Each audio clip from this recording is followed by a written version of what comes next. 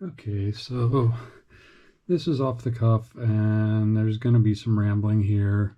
Um, my sister Emily saw my dual hand challenge video and was asking me about these weird tools that I used for the lever locks. She's familiar with picking pin tumblers, but not levers. So I figured I'd just, rather than texting her and that would take forever, I figured I'd just make this and let her and show her. So the first tools I got were from a guy in England called Nigby, who makes some amazing stuff. So that is a basic tension tool for lever padlocks. This doesn't actually, nope, that one won't work. Here, we'll just bring out the battleship again. So it goes in there. There's a pit in the back that it pivots on, and then swings around, and now that little thing is hitting the bolt and giving the tension like you would normally on pin tumbler on the keyway. So that's giving the tension, and then use something like this, or the one you saw me on the video with would be this, which is one I made myself. This one is one that came from Nigby as well. And that goes in there, and you turn this one, and that's what hits the levers themselves. And you move it back and forth to hit the in this case 6 levers. And yeah, I'm not gonna take the time to actually pick it here, but like I said, so that's one for a larger lock. You can see this one has, I don't know if you can tell really, but it has a smaller diameter. Got 2 of these with the smaller diameter, and different lengths of I forget what that pin is called. For the larger diameter, got the regular one, and he invented this ergonomic one. So when you put that in there, the end of it goes into that pit at the back again, and then it comes around, so it's easier to hold to tension. And then you would again play with the levers themselves. So that's the basics of padlock tools. The first padlock tools that I got, and I had made this one along with, I think I was trying to use this thing for tensioning, which didn't work all that well.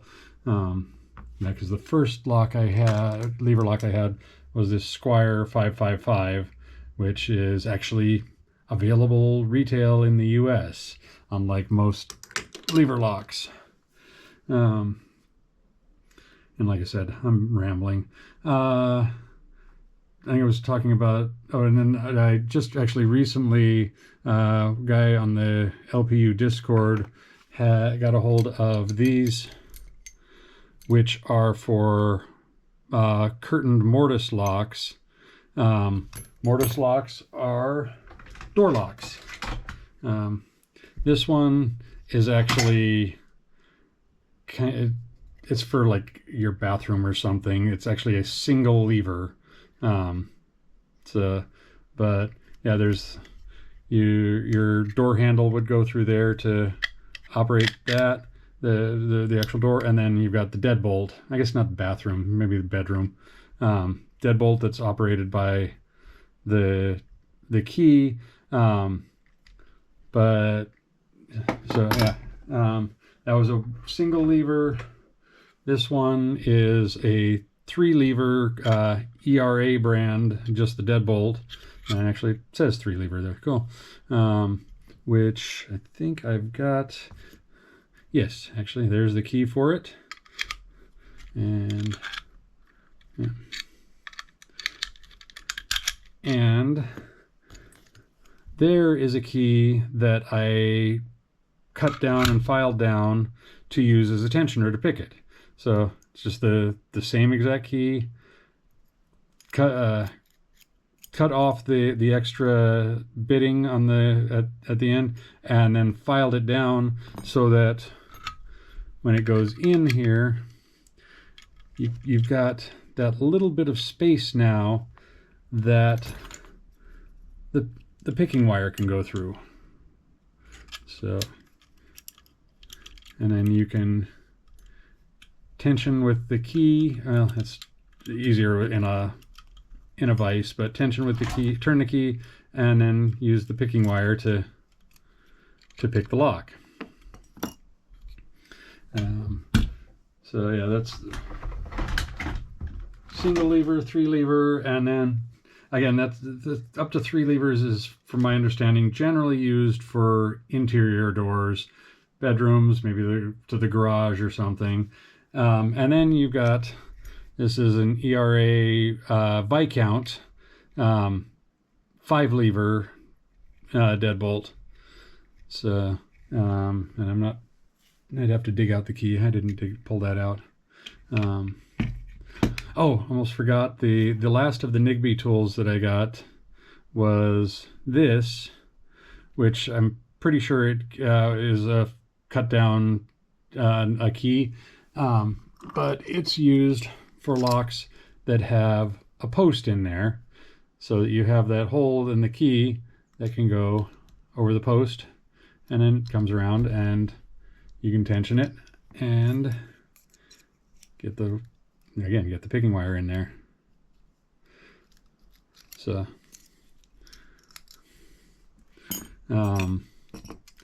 going back to the these ones, that groove down there is starting off, notice that the post on these is very tiny, because all they have to do, a curtained lock is one that has this thing here, that is what actually turns the moves the bolt to unlock it. So the curtain tensioner, it just has to be long enough to grab a hold of that curtain, and you come around and get to that point, and then the groove in the middle there is so that you can get the picking wire in there. For the curtained ones, you need a slightly different style of picking wire. It's got this bend at the end, this extra bend, so that it can maneuver around the curtain. So in this case, you would put it in there and in the groove. Oh, I lose my grip. And turn that around, and then that gives you room for, again, I would do this in a vise, but then you use that to maneuver the levers. Come on. So that's the basics of that. One last thing I was going to show you is the levers of a lock. We'll use that ERA Viscount. And you get a whole bunch of different kinds of, amounts of levers, like I said, 1 through 5. This one, a bit bigger. This one has 9 levers.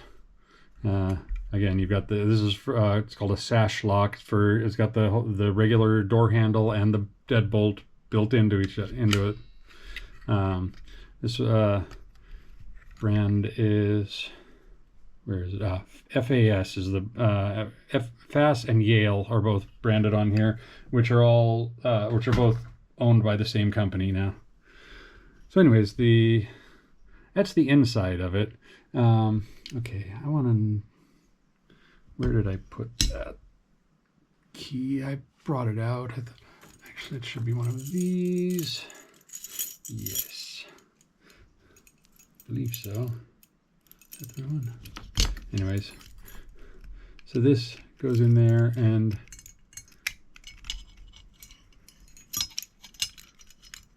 that's how it. I'm trying to see if it'll do it without. Nope. Gotta hold on to it. Oh, it's popping off. Okay. Let's go. Okay. Okay. Nope, that's not going to work without the... Let's try it one more time this way. Okay, so you can see that that's what's attached to the actual deadbolt. And that's what has to move from over there. Wait, did I screw that up? Wait, okay, nope, okay, yes I did. Okay, yeah, never mind. That is not going to work without the cover on. Anyway, so oh wait, that's what I did wrong. Okay.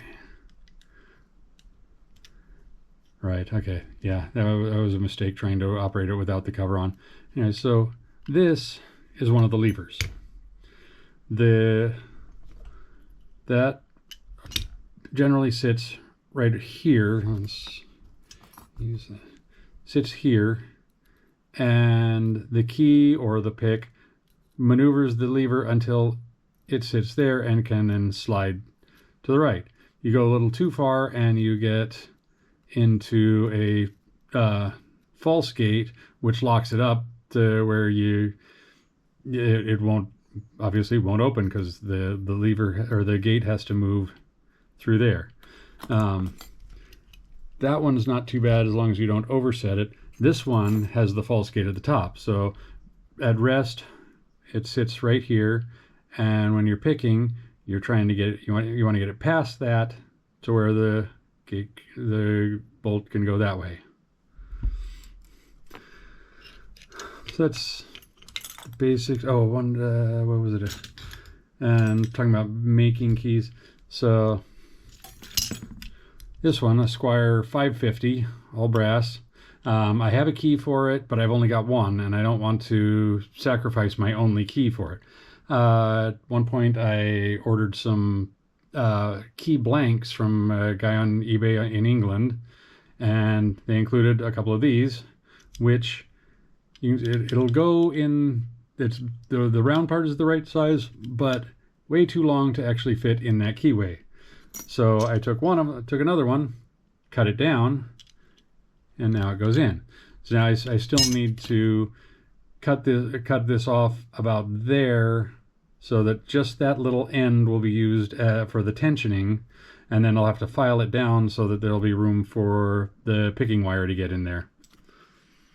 I think that was all I was gonna babble about. Oh, and there's another one that, okay, this is I had two of these keys. These are for this little Bergwachter deadbolt, or padlock. Deadbolt. Anyways, so this opens, no problem. And I took one of the keys, cut it down to where I could use it as a tensioner, and since it had this nice big bow on the key, cut that off as well so that it would go around this bolt. Use the nuts to lock it down, and then I can, where did I put it? Yeah. Then I can use this as the tensioner and pick the lock. Nice thing with those two nuts there is it gives a little brace for keeping the picking wire straight. So anyways, this is almost 15 minutes. It's just about to pass 15 minutes, so I'm going to call this over. And yeah, like I said, I was babbling, but I will talk to you later.